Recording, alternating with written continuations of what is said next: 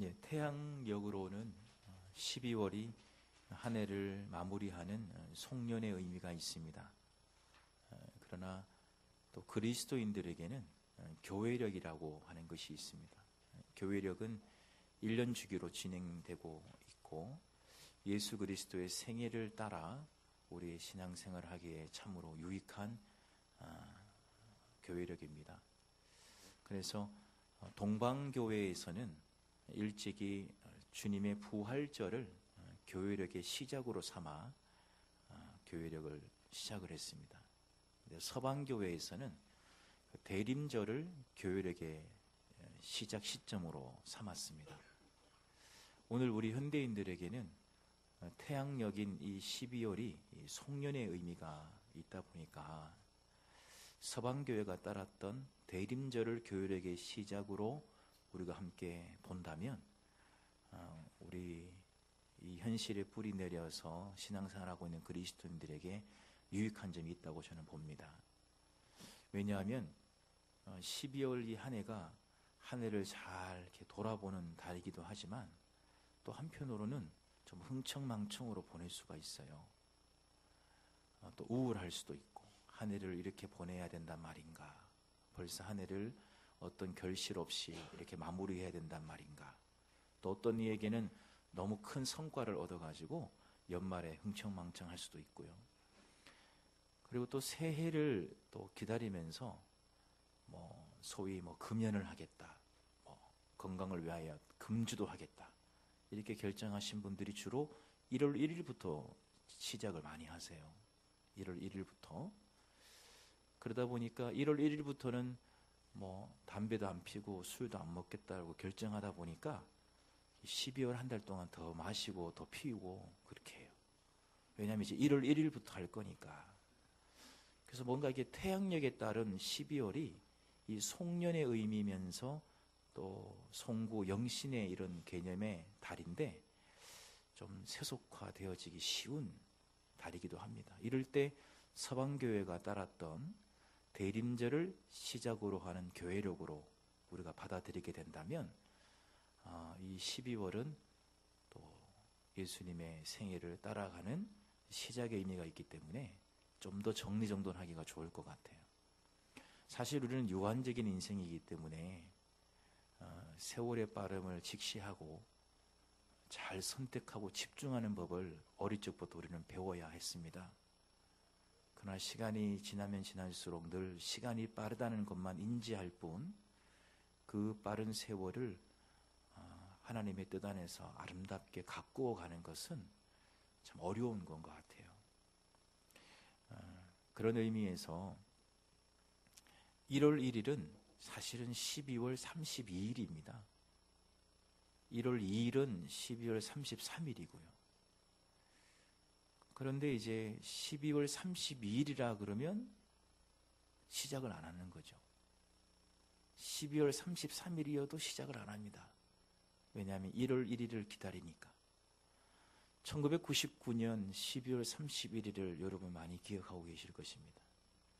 새천년의 역사는 인간이 참으로 고대하는 연수입니다. 성경에 무드셀러가 969세까지 산 것을 볼 때 한 인생이 1000년을 넘긴 생은 없습니다. 그러다 보니까 새천년을 맞이하는 1999년 12월 31일은 여러 가지 변화가 이루어지는 그런 날이기도 했지만 새천년에 대한 뉴 밀레니엄에 대한 기대 때문에 대부분이 잠을 자지 않고 밤을 지새웠습니다. 그러나 2000년 1월 1일 떡국 한 그릇 먹고 또 며칠 안 가서 다 작십 3일이 되더라고요. 그래서 뭔가 환경이 주는 새로움도 유한한 인생이기 때문에 참 중요합니다. 그래서 우리 남성도 그렇지만 우리 여성들도 우리 머리를 예쁘게 이렇게 하고 나오는 순간 우리가 마음이 확 달라지잖아요. 우리 남자들도 그렇고 이 지붕공사라고 그러죠. 머리 예쁘게 하고 이렇게 나오면 상당히 그 걸음걸이도 달라지고 뭔가 일도 좀 더 잘할 것 같고 뭔가 이렇게 좀 변화를 주는 것이 우리에게는 새로움을 주지요. 그러나 또 며칠 못 갑니다. 그래서 성경은 말합니다. 그리스도 안에 있을 때 새로운 피조물이 될 수 있다라고 하시거든요. 그래서 오늘은 우리가 이 12월에 가장 많이 얘기하고 있는 그런 덕담의 인사가 있어요.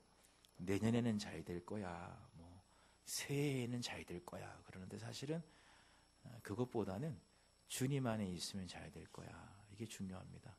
1월 1일이 와도 주님 안에 있지 않으면 생각하는 거나 마음 먹는 거나 행하는 것이 거기서 거길 것입니다. 그래서 우리 한번 앞뒤 좌우 인사하실 때 주님 안에 있으면 잘 될 수 있습니다. 새로워질 수 있습니다. 이렇게 한번 인사하면 좋겠습니다. 네, 한번 인사 하실까요? 주님 안에 있으면 잘 됩니다. 예, 예. 또 이렇게 한번 보시면서 누가 왔나 이렇게 한번 둘러도 보시고. 네, 새해에는 잘 될 거야도 좋지만 주님 안에 있으면 잘 됩니다. 그래서 1월 1일을 기다리지 마시고 당장 오늘 주님 안에서 새롭게 되어지는 그런 은혜의 자각이 있기를 소망합니다. 오늘은 대림절 절기이기 때문에 대림절 절기와 관련된 말씀 중에 하나를 오늘 나누고자 합니다. 요한계시록 22장 12절에서 17절인데요. 우리 함께 봉독해 봅니다. 보라, 내가 속히 오리니 내가 줄 상이 내게 있어 각 사람에게 그가 행한 대로 갚아주리라. 나는 알파와 오메가요 처음과 마지막이요 시작과 마침이라.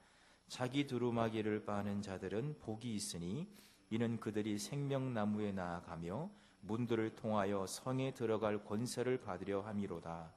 개들과 점술가들과 음행하는 자들과 살인자들과 우상 숭배하는 자들과 및 거짓말을 좋아하며 지어내는 자는 다 성 밖에 있으리라. 나 예수는 교회들을 위하여 내 사자를 보내어 이것들을 너에게 증언하게 하였노라. 나는 다윗의 뿌리요 자손이니 곧 광명한 새벽별이라 하시더라. 성령과 신부가 말씀하시기를 오라 하시는도다. 듣는 자도 오라 할 것이요 목마른 자도 올 것이요 또 원하는 자는 값없이 생명수를 받으라 하시더라. 아멘. 첫 번째로 우리가 대림절에 꼭 기억해야 될 것은 12절에 나와 있는 것처럼 예수님께서 속히 오신다는 것입니다. 복음은 양면이 있습니다. 양면은 우리가 다 믿어야 돼요. 한쪽 면은 십자가에 죽으시고 부활하신 대속신앙과 부활신앙입니다. 이것은 복음의 한 면이에요. 또 다른 면은 주님이 다시 오신다라고 하는 재림신앙입니다. 거기까지가 복음입니다. 주님이 다시 오지 아니하시면 복음일 수 없어요. 처음 오신 예수 그리스도, 메시아로 오신 예수 그리스도는 우리에게 사랑하신 그 사랑으로 우리를 구원하시기 위해 오신 구세주요, 또 생명의 주요, 또 구원의 주이십니다. 다시 오실 예수 그리스도는 심판주가 되십니다. 그때는 반드시 심판으로 오시는 것이죠. 그래서 우리는 예수 그리스도가 이 땅에 우리를 구원하러 오셨다라고 하는 그런 구원의 신앙, 즉 대속신앙과 부활신앙과 함께 다시 심판주로 재림주로 오실 거라고 하는 재림신앙이 있어야 합니다. 이 온전한 복음을 선포해주는 절기가 바로 대림절기이며 성탄절이라고 보시면 돼요. 대림절은 이미 오신 예수 그리스도, 다시 오실 예수 그리스도, 그 긴장 사이에 우리의 신앙을 고백하는 것입니다. 아직 유대인들은 메시아가 오지 않았다고 생각하고 있죠. 그러나 저희들은 예수 그리스도가 이 땅에 구세주로 오심을 믿는 사람들입니다.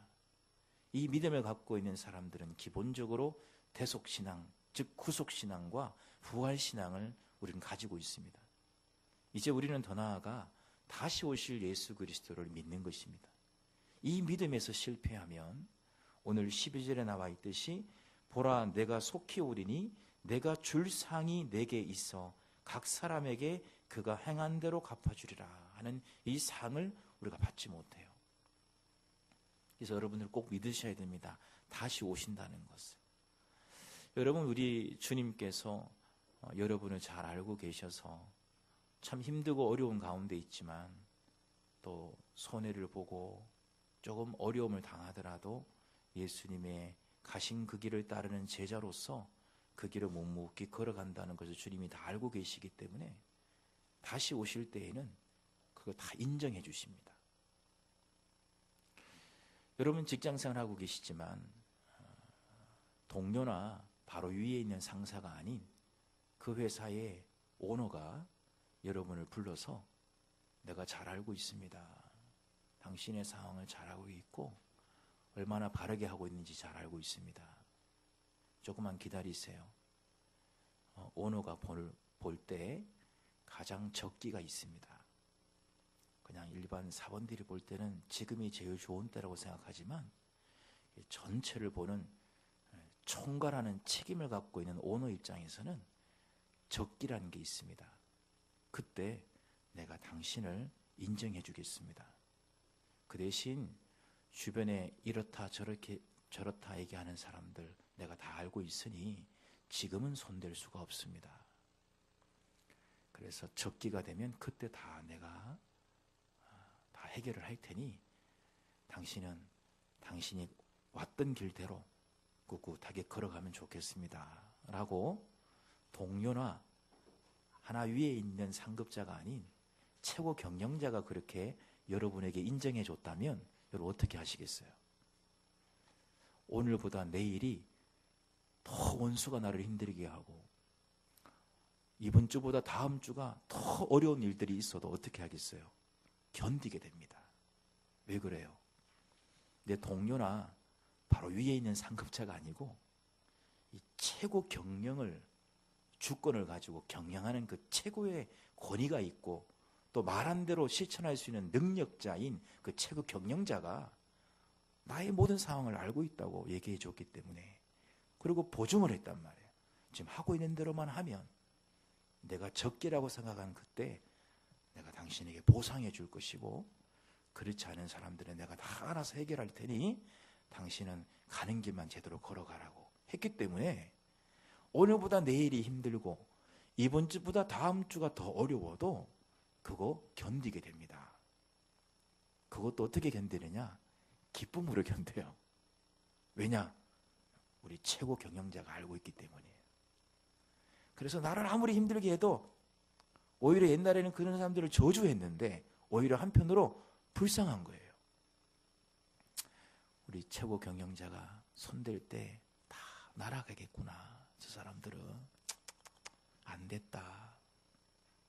지금은 나 위에 서서 군림하는 것 같고 모든 것을 좌지우지하는 것 같아도 아니야. 최고 경영자가 다 알고 있어 지금. 그래. 내가 가야 할 게만 가자. 이러지 않겠어요? 그렇지 않겠냐고요. 만약에 내가 벌벌 떨고 말이지 막 힘들어하면 가족 중에 누군가가 그러지 않겠어요? 아 여보, 아니 최고 경영자가 당신한테 그렇게 얘기했다면서요. 아 그러면 된 거지 뭘 벌벌 떨어요. 갈 길만 가요. 그러지 않겠어요? 여러분 이 12절은 그 대목입니다. 예수 그리스도가 여러분을 구원하시고 부활 생명 주시고 다시 오셔서 여러분을 믿음을 인정하면서 상 주신다는 것을 만약에 믿는다면 우리는 세속화되지 않습니다. 세속한 물결도 기쁨으로 이겨낼 수 있습니다. 좀 손해보고 어려움이 와서 세상 방법을 했으면 더 많은 것을 얻을 수 있었겠지만 지금 여러 가지 손해가 온다 하더라도 주님이 원하시는 길을 묵묵히 선택할 수가 있습니다. 왜냐하면 주님이 다 알고 계시고 그걸 바르게 심판하시고 또 하나님의 사람들에게 반드시 상을 주실 거라는 것을 믿기 때문이에요. 이게 안 믿어지면 내일은 어렵습니다. 이길 방법이 없어요. 그래서 요한일서에는 세상을 이기는 것은 믿음이라고 그랬어요. 바로 이 믿음을 여러분 갖고 있는다면 여러분이 이 세속 한복판에서도 믿음의 사람으로 그리스도인으로서 묵묵히 살아갈 수가 있습니다. 이것을 믿으시기 바랍니다. 하나님이 다 알고 계셔요. 다 알고 계십니다. 그런데 두 번째, 그래서 14절에 우리는 어떻게 해야 되느냐 하면 자기 두루마기를 빠는 자는 복이 있다 그랬어요. 요한계시록에도 복 시리즈가 7개가 나옵니다. 우리가 보통 복 그러면 팔복 그래서 마태복음 5장에 나오는 산상수훈 가운데 예수님이 선포하셨던 8가지 복을 많이 알고 계실 거예요. 심령이 가난한 자는 복이 있다. 천국이 저희 것임이라. 맨 마지막 8번째 복은 의를 위하여 핍박받는 자는 천국이 저희 것이다. 이게 복 시리즈가 나오잖아요. 요한계시록에도 복이 7개가 나옵니다. 요한계시록의 시작의 복은 1장에 이 요한계시록의 말씀을 듣고 읽고 지키는 자는 복이 있나니 그랬어요. 그리고 마지막 7번째가 요한계시록 22장 오늘 14절에 나오는 복입니다. 어떤 복이냐면 자기 두루마기를 열심히 빨래하는 자는 복이 있다는 거예요. 오늘 설교 제목입니다. 그렇다면 우리는 어떻게 해야 될 것인가? 주님이 다시 오셔서 반드시 하나님의 사람들에게 상 주시고 그렇지 않은 자들에게 심판하신다고 하셨는데, 그렇다면 나는 하나님의 사람으로 내가 지은 죄는 없나 늘 돌아보라는 것입니다. 누구를 정죄하기 이전에 돌아보라는 거예요. 여러분, 우리가 정죄를 안 하는 것 같아도요, 참 정죄하기 쉬운 것이 우리 인간입니다. 운전할 때는 누구를 정죄해요? 보행자를 정죄합니다. 참 무서운 걸 모른다고. 요즘 사람들은 도대체 참 무서운 걸 몰라. 아니, 이렇게 차가 가면 비켜야지. 어떻게 저렇게 몸을 갖다 대고 말이지. 마치 그냥 비둘기 같아. 그래, 비둘기 같아. 요즘 비둘기들이 사람 지나가도 안 날아가잖아요. 그래서 운전하는 사람들이, 요즘 사람들이 참 무서운 줄 모른다는 거예요. 차를 딱 주차해 놓고요, 딱 나와서 횡단보도 건너는 순간 또 어떻게 됩니까? 요즘 운전자들이 어디서 운전을 배웠대? 어떻게 저렇게 사람 중요한 줄 몰라. 사람이 건너가기로 딱 분위기가 보이면 일단 속어봐야지. 사람 지나갈 걸 보이는 순간 더 밟래? 더 밟아? 여러분, 사람이요, 그 몇 분 상간에 운전대를 잡을 때는 운전자 심정에서 보행자를 나무라고요. 그 몇 분 상간에 길을 걸어가는 보행자가 되면 운전자를 나무랍니다. 우리는 정죄하기 참 쉬운 사람들이에요. 제가 어느 날 이제 가는데 차가 지나가면서 그 움푹 패인 웅덩이에 이제 좀 그런 오물들이 모여 있잖아요. 그걸 차가 지나가면서 푹 쳐가지고 그 물이 튀겨서 제 양복에 쫙 이렇게 묻었어요. 순간 열받았겠어요, 안 받았겠어요? 여러분, 목사라고 너무 기대하지 마세요. 이게 신방 가는데 그게 튀겼으니 이게 얼마나 냄새도 나고 얼마나 짜증이 났겠어요. 그때 만약에 제가 세상을 다스릴 수 있는 힘이 있었다면은 저도 모르게 에이, 빵꾸나 나라, 빵꾸나 나라 그랬을지도 몰라요. 예? 근데 만약에 제가 능력자였으면 그 말한 대로 될 거 아닙니까? 그런데 가다가 차가 펑크가 나더니 갑자기 한 바퀴 돌더니 차가 전복이 되더니 운전사가 죽었네? 그럼 저는 뭐라고 그러겠어요? 나는 그냥 펑크만 나라 그랬는데 사람이 죽었네? 난 이건 책임 안 질래. 펑크까지는 책임져도 사람 죽은 건 책임 안 질래. 이러지 않겠어요? 따라합니다. 내가 능력 없음이 천만다행이다.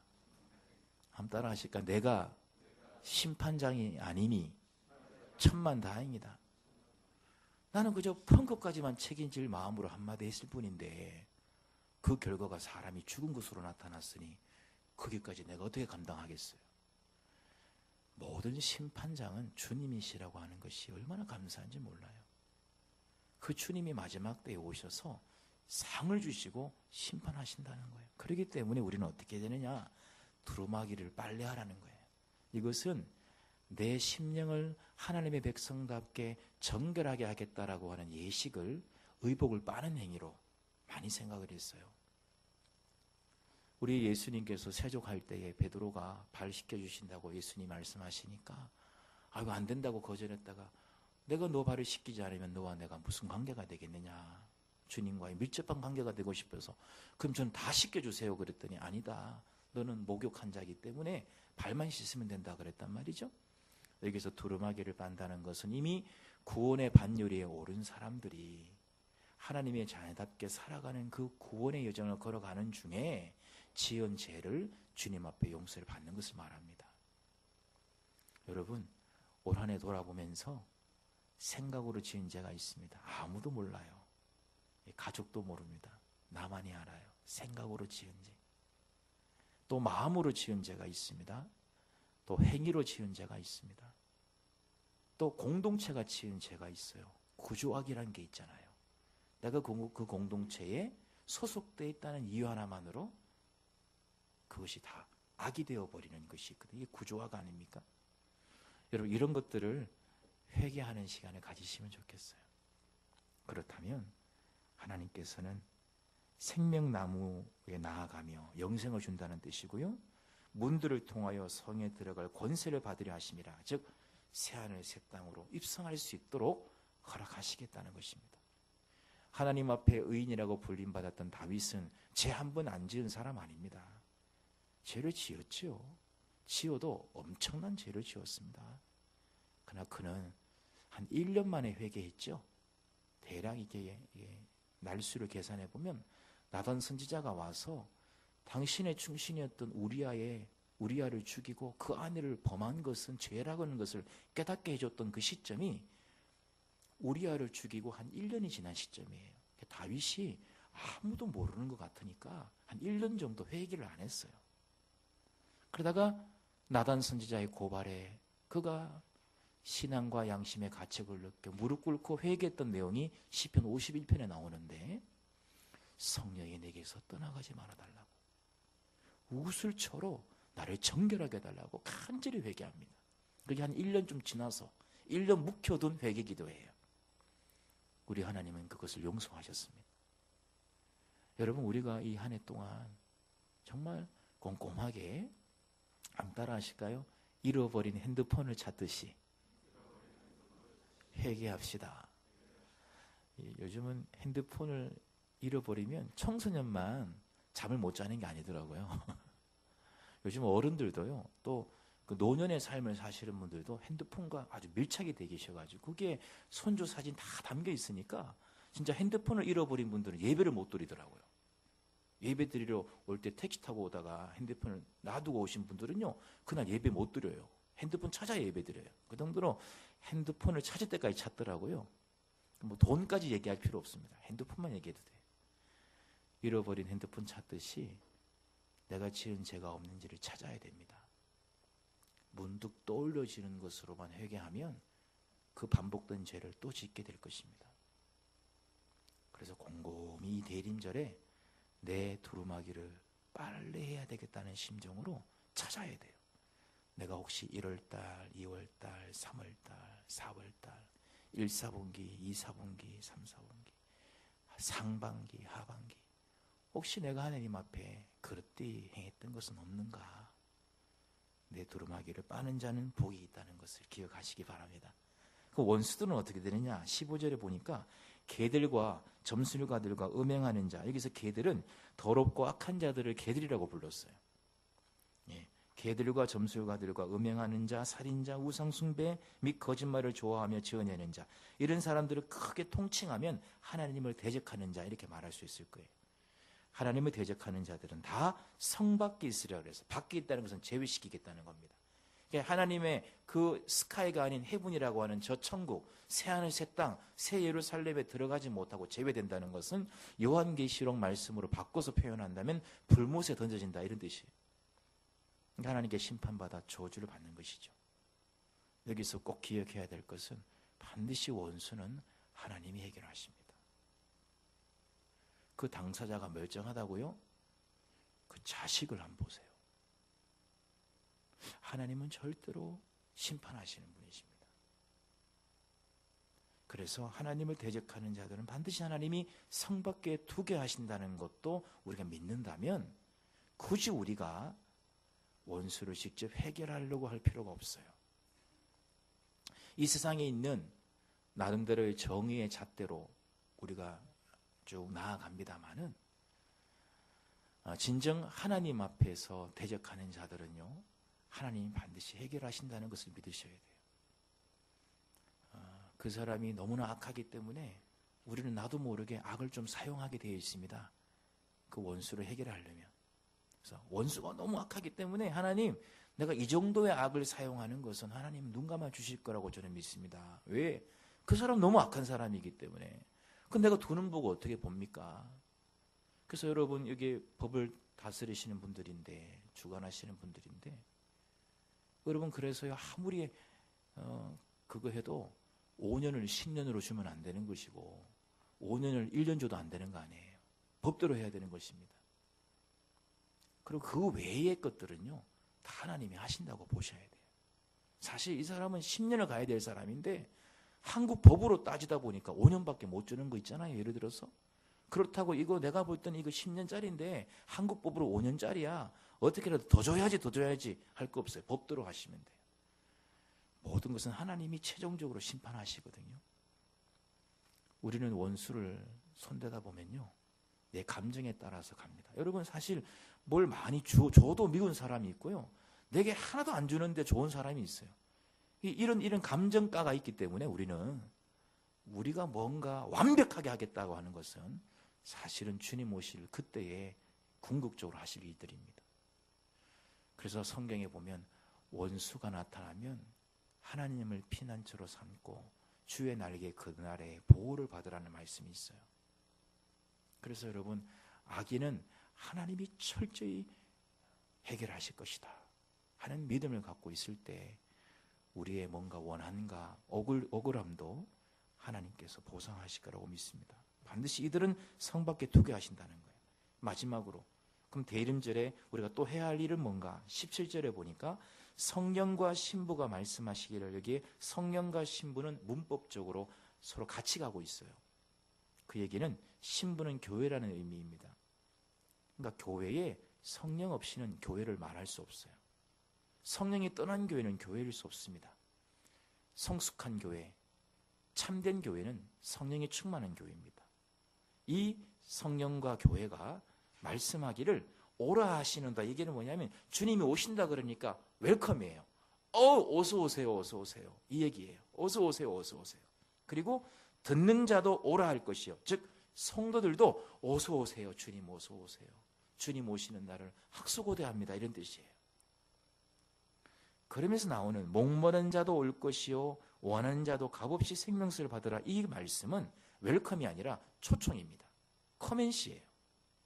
그러니까 이 마지막 때에 교회와 성도들은 주님 오시는 날을 기대하고, 안 믿는 목마른 자들과 또 원하는 자들은 초청하라는 거예요. 그래서 대림절, 이 성탄절기는 초청의 절기입니다. 여러분, 아직도 예수를 알지 못하는 부모나 또 가족이나 또 자녀들, 며느리, 또 사위, 손주들이 있습니까? 이번 대림절기에 꼭 성탄절 이럴 때 정말 여러분 잘해서 식사 한번 하자 하시고 한번 나들이 한번 가자 하셔서 꼭 예배 한번 같이 드리시면 좋겠어요. 그래서 마지막 때에 주님이 요청하시는 것은 믿는 자들은 주님 오시는 날을 기대하고 웰컴하라는 뜻이고, 안 믿는 자들은 값없이 생명수를 줄 테니 커맨시 오라는 것입니다. 이것이 또 대림절기가 우리에게 주는 유익입니다. 그 어느 때보다 더 간절히 기도하셔서 이번 성탄절 예배 때 우리 가까운 지인들 또 가족들 좀 초청하셔가지고 그날은 좀 맛있는 식사도 대접하겠다 하시고, 그렇게 해서 같이 예배 드리면서 마지막 때를 함께 기대할 수 있는 믿음의 가문, 믿음의 우리 지인들이 다 될 수 있기를 바랍니다. 기도하겠습니다.